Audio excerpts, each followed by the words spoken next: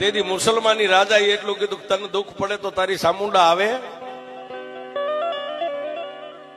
તેથી હાથિયા ખાંભલે એટલું કીધું મહારાજ એ તો ખરે ખબર્યું પડે સામુંડા આવે કે ન આવે.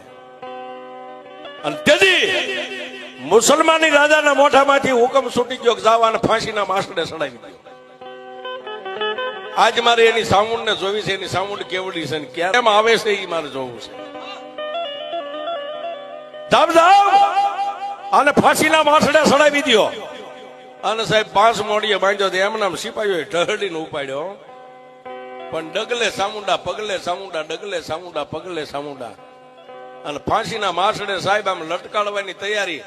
ગાળીઓ આમ ડોકમાં નાખ્યો ને ત્યારે એટલું કીધું કે એ કાળા મોની ધણિયાણી તારે મને આ દી દેખાડવાતા નતો. તારે ગીર સુધી તારે મને લાવવો નતો.